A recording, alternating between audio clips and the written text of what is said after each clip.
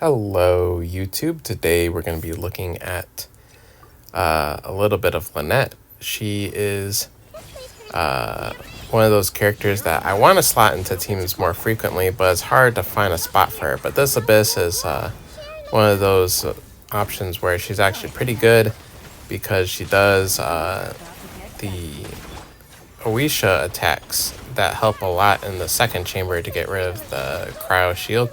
Then also here, she's kind of like this good meat shield because she can heal back up with her E, and this team doesn't have a healer besides Prototype Amber Nahida.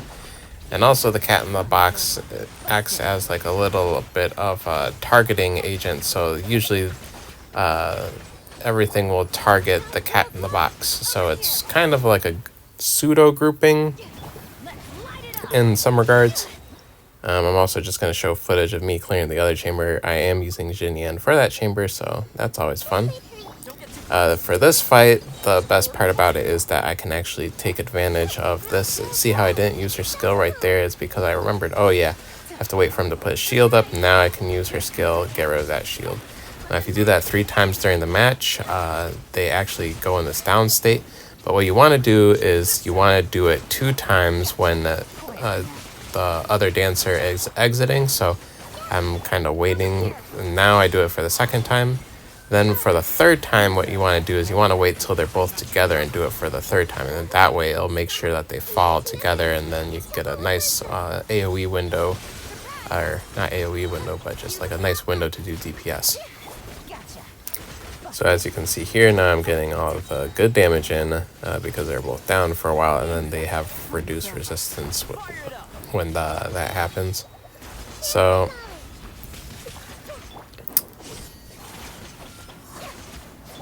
alright, everything's looking good, and I just wanted to showcase that the other side I have cleared it in the time frame as well. As for the last chamber, this is a little bit of skill issue on my part. I miss a lot of Nahida's skills in this regard, but I also just get a lot of this the boxes out and whatnot. So this is kind of useful because in situations like this, you take a lot of damage from them spraying their ice gun. But as you can see from this clip right here, he's spraying away with that ice gun, but it's just going on the wrong thing. And yeah. There's also a clip near the end of all of this where I use the Numa attack. I mean ouisa, of course. To stun that spinning guy at the very end. So that can also be a very useful tip.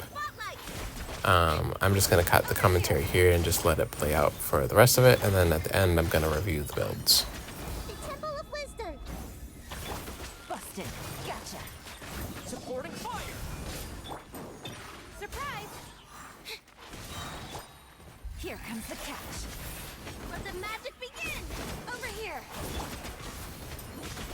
Let's make her a little.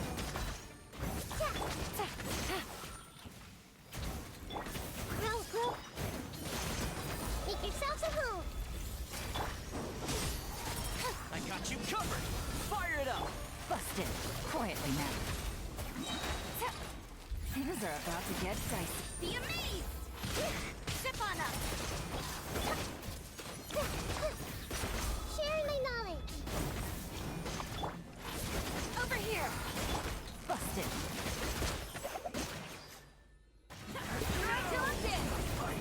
Your salvation.